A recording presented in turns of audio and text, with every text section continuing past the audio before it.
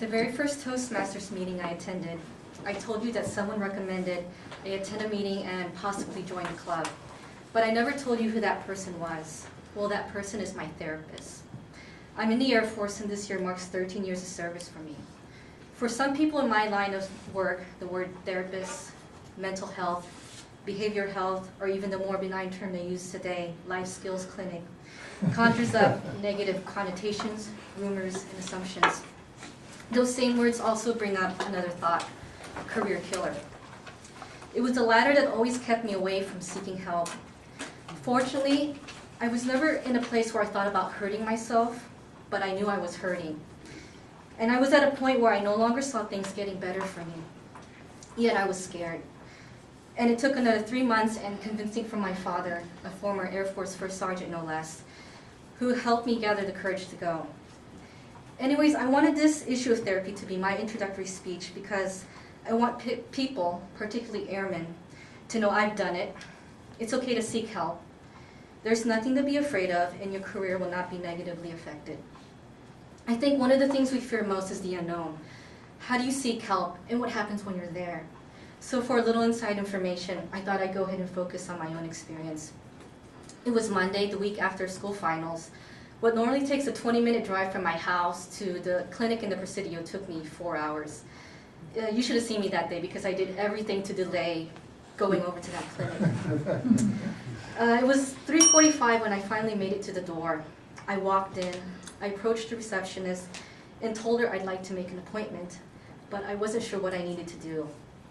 She gave me this clipboard and asked me to fill out this long questionnaire, which in general asks for your basic information, what brought you there, as well as some more background information about yourself. When I was done, an appointment was set up for me 5 days later.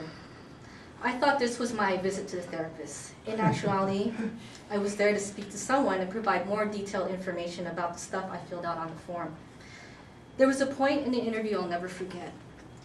For one thing, the man who was interviewing me was a very loud typist. We got to the portion where I was asked to talk about my accomplishments.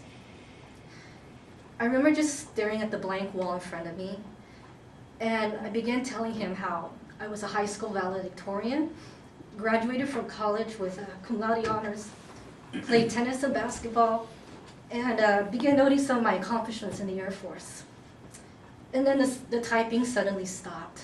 I felt him turn around and look at me and said, "I bet it feels very humbling to be here today." I gave a loud sigh and said, "Yeah." But deep down inside, I felt defeated and thinking, I'm not the type of person that should be here. However, I knew if things did not change, I would not be any good to myself, my family, the Air Force, and all of the things I just told the man interviewing me would have been all for nothing. In all, it took almost 2 hours to go through everything. A week later, I went to my first therapy session.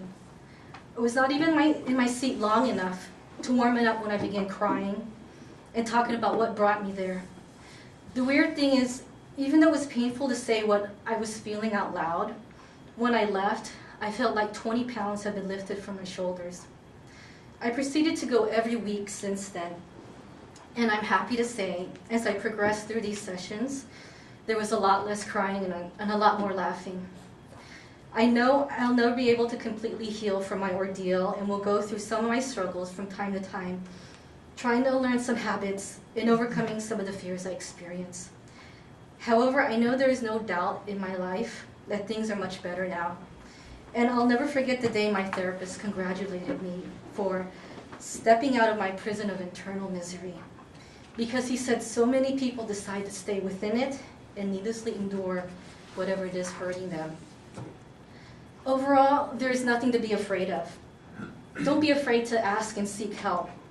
Your career will not be affected. I can attest to that. Leaving NPS, I was afforded 2 great opportunities.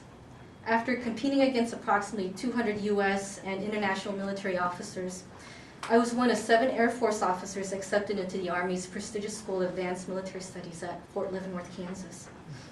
And the other, which I will be doing, is to command the 36th Mission Support Group Detachment located on the tiny island of Diego Garcia. I truly believe if I didn't seek help, neither of these would be options for me today. In fact, another doctor in the clinic told me during one of my visits there that it was good I came on my own accord, because normally when people have to be referred to them, by that point, it is often too late and the damage to the career is done. Thank you for listening to me today, and I hope you will help me in encouraging others who you know want to seek help to do so, because there's nothing to be afraid of. And people need to look at seeing a therapist as being no different than seeing a doctor for a physical injury.